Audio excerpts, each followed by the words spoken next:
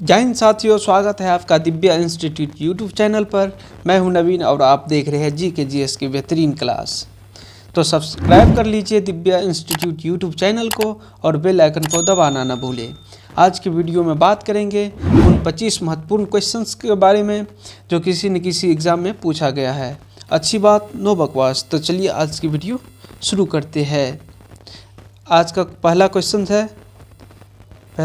है हिंद यानी भारत की जनता के संदर्भ में हिंदू शब्द का प्रथम बार प्रयोग किया था। किसने किया था? हिंदू शब्द का प्रथम बार प्रयोग किसने किया था? यूनानियों ने, रोमवासियों ने, चीनियों ने, अरबों ने।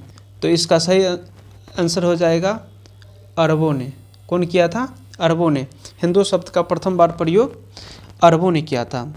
अगला क्वेश्चन है, निम्नलिखित में कौन सी वह ब्रह्मवादिनी थी जिसने कुछ वेद मंत्रों की रचना की थी? ऑप्शन ए है Lopamudra, option B Gargi, option C Lilavati, option D Savitri. तो इसका सही आंसर हो जाएगा लोपामुद्रा। लोपामुद्रा वह ब्रह्मवादिनी थी जिसने कुछ वेद मंत्रों की रचना की थी। अगला क्वेश्चन है, गुप्त काल में लिखित संस्कृत नाटकों में स्त्री और शूद्र बोलते थे। Option A Sanskrit, option B Prakrit, option C Pali, option D Sauraseni. इसका सही आंसर हो जाएगा प्राकृत। इसका सही आंसर हो जाएगा प्राकृत। चलिए आगे अगला क्वेश्चन देखते हैं। अशोक का अपने शिलालेखों में सामान्यतः जिस नाम से उल्लेख हुआ है वह है, मतलब किस नाम से अशोक को उसके शिलालेख में उल्लेख किया गया है? ऑप्शन ए चक्रवर्ती, धर्मदेव, धर्मकीर्ति, प्रियदर्शी। तो इसका सही आंसर हो जाएगा प्रियदर्शी। इसका सही आंसर हो जाएगा प्रियदर्शी। चलिए अगला क्वेश्चन देखते हैं। अगला क्वेश्चन क्या है? 1995 में पूछा गया है। प्राचीन संस्कृत ग्रंथों में प्राप्त यवन प्रिय शब्द द्योतक था। प्राचीन संस्कृत ग्रंथों में प्राप्त यवन प्रिय शब्द द्योतक था। एक प्रकार के उत्कृष्ट भारतीय मलमल का, हाथी दांत का, नृत्य के लिए यवन राजसभा में भेजी जाने वाली नर्तकियों का, काली मिर्च का। तो इसका सही आंसर हो जाएगा आपका काली मिर्च का। प्राकृतिक यवन प्रिय का मतलब होता है काली मिर्च। प्राचीन संस्कृत ग्रंथों में ऐसा उल्लेख है। चलिए अगला क्वेश्चन देखते हैं। अगला क्वेश्चन है, अनुव्रत सिद्धांत का प्रतिपादन किया था। महायान बौद्ध संप्रदाय ने, हीनयान बौद्ध संप्रदाय ने, जैन धर्म ने, लोकायत शाखा ने। तो इसका सही आंसर हो जाएगा कि जैन धर्म ने अनुव्रत सिद्धांत का प्रतिपादन किया था। चलिए अगला क्वेश्चन देखते हैं। अगला क्वेश्चन आपका आ गया कि दर्शन की मीमांसा प्रणाली के अनुसार मुक्ति निम्नलिखित में किन साधनों से संभव है? दर्शन की मीमांसा प्रणाली के अनुसार मुक्ति निम्नलिखित किन साधनों से संभव है? ज्ञान से, भक्ति से, योग से, कर्म से। तो इसका सही आंसर हो जाएगा आपका कर्म। मुक्ति कर्म करने से, दर्शन की मीमांसा प्रणाली के अनुसार मुक्ति, किसी भी आदमी को मुक्ति कर्म के अनुसार मिल सकता है, ऐसा दर्शन के मीमांसा प्रणाली के में कहा गया है। अगला क्वेश्चन देखते हैं। अगला क्वेश्चन है, चोल संप्रदाय के दौरान नटराज की कांस्य प्रतिमा देवता को निरपराध रूप से निम्नलिखित के साथ दिखाती है। 8 हाथ, 6 हाथ, 4 हाथ, 2 हाथ। तो इसका सही आंसर हो जाएगा 4 हाथ। इसका सही आंसर 4 हाथ। अगला क्वेश्चन देखते हैं। अगला क्वेश्चन है, प्राचीन भारत के विश्वोत्पत्ति विषयक धारणाओं के अनुसार 4 युगों के चक्र का क्रम इस प्रकार है। द्वापर, कृत, त्रेता और कली। कृत, द्वापर, त्रेता और कली। कृत, त्रेता, द्वापर और कली। त्रेता, द्वापर, कली और कृत। इसका सही आंसर हो जाएगा कृत, त्रेता, द्वापर और कली। ऑप्शन नंबर सी इसका सही आंसर हो जाएगा। चलिए अगला क्वेश्चन देखते हैं। अगला क्वेश्चन क्या है? अगला क्वेश्चन है, देवदासी संस्था के प्रसंग में निम्नलिखित में से कौन सा मंदिर समाचारों में चर्चित रहा है? देवदासी संस्था के संदर्भ में निम्नलिखित में से कौन सा मंदिर समाचारों में चर्चित रहा है? जगन्नाथ मंदिर पुरी उड़ीसा, पशुपतिनाथ मंदिर काठमांडू नेपाल, कंदरिया महादेव मंदिर खजुराहो, 64 योगिनी मंदिर भेड़ाघाट। तो इसका सही आंसर हो जाएगा आपका जगन्नाथ मंदिर पुरी उड़ीसा। ऑप्शन ए इसका सही आंसर हुआ। अगला क्वेश्चन है, आरंभिक वैदिक साहित्य में सर्वाधिक वर्णित नदी है? आरंभिक वैदिक साहित्य में सर्वाधिक वर्णित नदी है सिंधु, शतद्रुदी, सरस्वती और गंगा।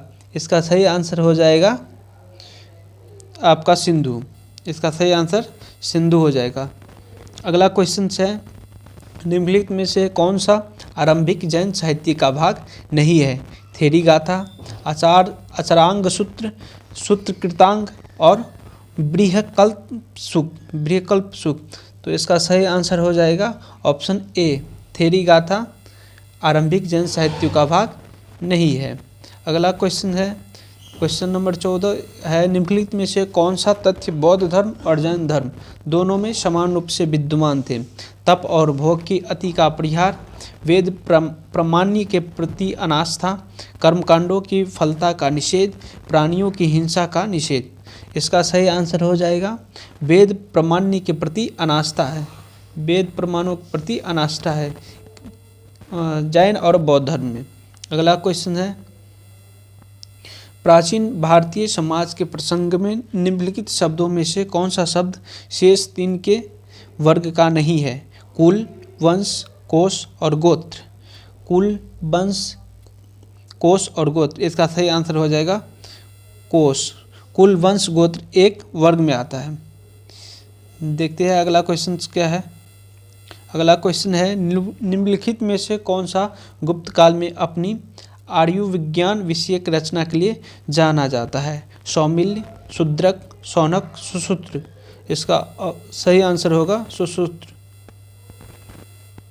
चलिए अगला क्वेश्चन क्या है, निम्नलिखित में से किस मूर्तिकला में सदैव हरित स्तरित चट्टान का प्रयोग माध्यम के रूप में होता था?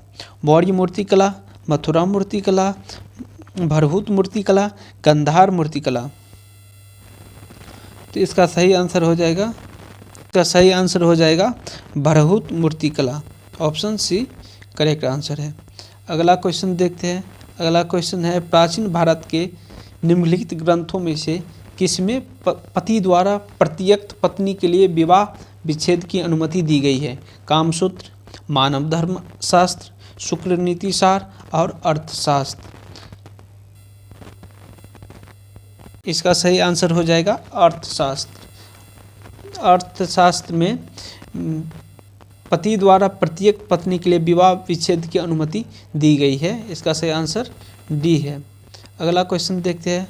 अगला क्वेश्चन है आपका, निम्नलिखित वक्तव्यों में कौन सा एक वक्तव्य अशोक के प्रस्तर स्तंभों के बारे में गलत है? इन पर बढ़िया पॉलिश है, यह अखंड है, स्तंभों का सॉफ्ट शुंडाकार है, यह स्थापत्य रचना के भाग्य है। तो इसका सही आंसर हो जाएगा आपका डी, ये स्थापत्य संरचना के भाग है। अगला क्वेश्चन है, प्राचीन भारत में निम्नलिखित में से कौन सी एक लिपि दाईं ओर से बाईं ओर लिखी जाती थी? दाईं ओर से बाईं ओर मतलब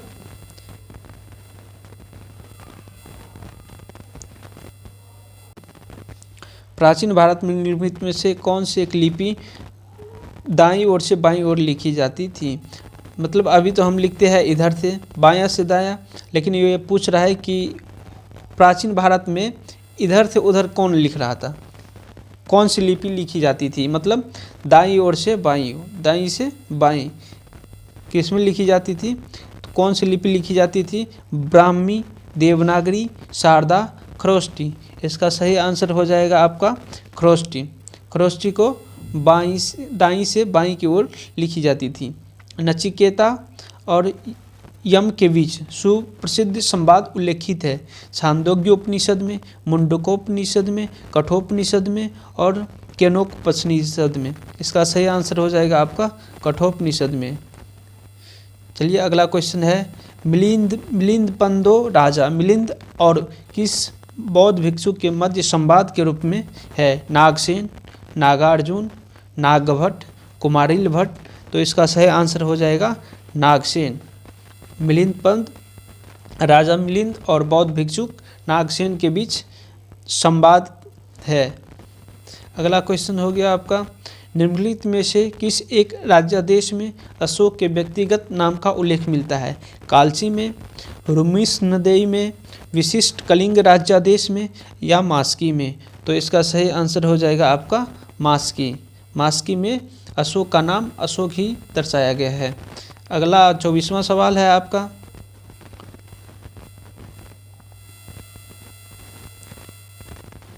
महायान बौद्ध धर्म में बोधिसत्व अवलोकितेश्वर को किस अन्य नाम से जानते हैं? व्रजपानी, मंजूश्री, पद्मपानी, मैत्रेय? तो इसका सही आंसर हो जाएगा आपका सी, पद्मपानी। इसका सही आंसर हो जाएगा सी, पद्मपानी। अगला क्वेश्चन है 25वां सवाल, गुप्त शासकों द्वारा जारी किए गए चांदी के सिक्के कहलाते थे? रूपक, कारनासन, कारपास, कारसापन, दिनार या पन? गुप्त शासकों द्वारा जारी किए चांदी के सिक्के क्या कहलाते थे? इसका सही आंसर हो जाएगा रूपक। इसका सही आंसर हो जाएगा आपका रूपक। तो कमेंट कीजिए आपको ये आज की वीडियो कैसा लगा और चैनल को सब्सक्राइब कर लीजिए।